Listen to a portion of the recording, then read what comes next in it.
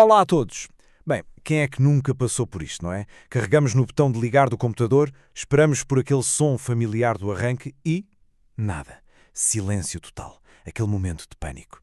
Na maior parte das vezes, a culpa é do coração da máquina, a fonte de alimentação. Nesta análise, vamos mergulhar a fundo no processo de diagnóstico de uma fonte de alimentação que parece ter batido a bota. É uma sensação que nos põe logo em baixo.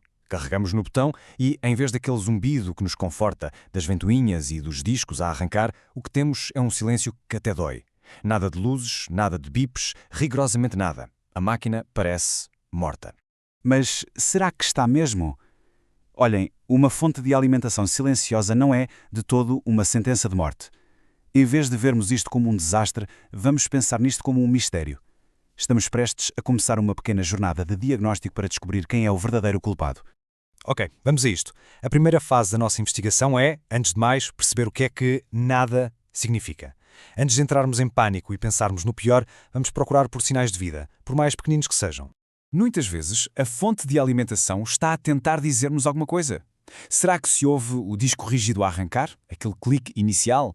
Alguma luzinha LED na caixa ou na própria motherboard pisca, nem que seja só por um segundo? Se pusermos a mão atrás, sentimos alguma brisa da ventoinha da fonte? Sabem, até a falta do bip normal de arranque já é uma pista. Cada um destes sinais diz-nos que, de facto, há alguma energia a passar. Agora, se não encontrarmos sinal de vida absolutamente nenhum, a próxima fase do nosso trabalho de detetive ainda não precisa de ferramentas. Antes de abrirmos a caixa, vamos despachar os suspeitos do costume, os mais simples e comuns, os fatores externos. Parece básico, não é? E é mesmo.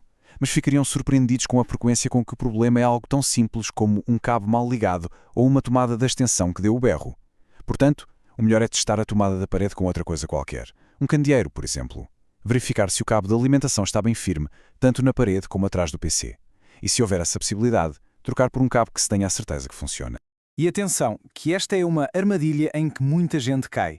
O facto de o monitor estar ligado não quer dizer absolutamente nada sobre a fonte de alimentação do PC. É preciso lembrar que o monitor tem a sua própria ficha, a sua própria fonte de alimentação. São duas coisas completamente separadas. Um ecrã aceso só nos diz que o monitor está a funcionar, não o computador. Ok, duas últimas verificações rápidas. A maior parte das fontes de alimentação tem um pequeno interruptor atrás, ali ao pé da ficha. É preciso garantir que está na posição de ligado, o I. E, atenção a isto, fontes mais antigas têm um pequeno interruptor vermelho para mudar entre 110 e 220 volts. Se estiver na posição errada para a nossa região, o PC não só não vai arrancar, como, na pior das hipóteses, a fonte pode ter fritado. Muito bem. Já eliminamos todos os suspeitos externos. O mistério está a ficar mais interessante e agora não há outra hipótese. Temos de ir debaixo do capô. Chegou a hora de abrir a caixa do PC. Mas, antes de tocarem seja o que for, um aviso de segurança que é absolutamente crucial. Desligar o PC da tomada. E mesmo depois disso, muito cuidado. Os condensadores que estão dentro da fonte de alimentação podem guardar uma carga elétrica bem perigosa, mesmo vários minutos depois de desligada. Segurança em primeiro lugar, sempre. Ora bem, o que é fascinante aqui é como tudo tem um código de cores. O interior de um PC pode parecer um ninho de cabos, mas há método na loucura. O fio amarelo. Esse dá 12 volts, normalmente para coisas com motores, como as ventoinhas e os discos. O vermelho dá 5 volts, para a motherboard e outros chips. E o preto é o terra, o neutro. Conhecer este código é a chave para os próximos passos. Para continuarmos esta investigação, vamos precisar de uma ferramenta um bocadinho mais especializada. O multímetro. Pensem nisto como o nosso estetoscópio eletrónico. Vai permitir-nos ouvir o que se passa dentro dos circuitos, medindo as tensões para ver se há alguma coisa fora do normal.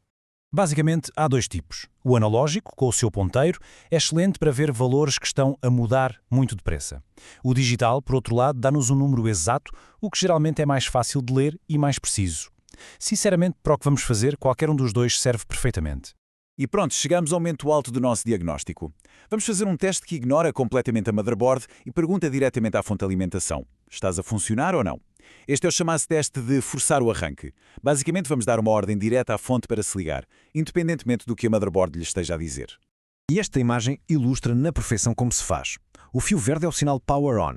Normalmente, o botão de ligar do PC diz à motherboard para ligar este pino ao terra, o que por sua vez dá o sinal à fonte para arrancar. O que nós vamos fazer é um atalho.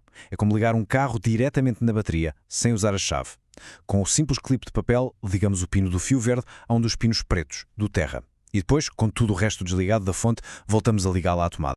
E o resultado deste teste diz-nos tudo. Se a ventoinha da fonte de alimentação começar a girar, então, muito provavelmente, a fonte está boa. O nosso principal suspeito acaba de ser ilibado. O problema deve estar em outro lado. Talvez um curto-circuito na motherboard ou um outro componente que avariou. Agora, se a ventoinha não se mexer, bem, aí confirmamos as nossas suspeitas. A fonte de alimentação está mesmo avariada. Ok, já diagnosticamos a fonte como sendo o problema. A questão agora é, e a seguir? Vamos abri-la e tentar reparar? Antes de tomar essa decisão, vamos espreitar a complexidade e os perigos que se escondem lá dentro. Isto não é, de todo, um aparelho simples. Este esquema mostra só uma parte do circuito de comutação, que é o cérebro da fonte. É ele que transforma a corrente alternada perigosa da parede na corrente contínua de baixa voltagem que os componentes do PC precisam. É uma peça de engenharia incrivelmente densa e complexa. E toda essa complexidade vem acompanhada de avisos muito, muito sérios. Estes autocolantes não estão ali para enfeitar. A secção da alta voltagem de uma fonte de alimentação é genuinamente perigosa, mesmo quando está desligada, por causa da carga que fica guardada nos condensadores. Portanto, a conclusão é esta. Para a esmagadora maioria das pessoas, a jornada de diagnóstico acaba aqui. Tentar uma reparação interna não é para qualquer um. Exige um conhecimento profundo de eletrónica e uma grande noção dos riscos. Tentar reparar sem saber o que se está a fazer pode não só ser perigoso, como pode acabar por estragar outros componentes do PC.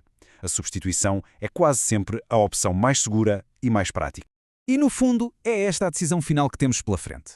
Vamos tentar uma cirurgia delicada e de alto risco numa peça de eletrónica super complexa, ou optamos por um transplante, simples e direto, trocando a unidade avariada por uma nova em folha? No fim de contas, o objetivo desta análise não era tanto reparar a fonte, mas sim dar conhecimento. Ao seguir um processo lógico, passo a passo, transformamos aquele momento inicial de pânico num plano de ação bem claro.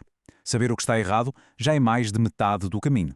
E essa compreensão é o verdadeiro primeiro passo para trazer um PC de volta à vida.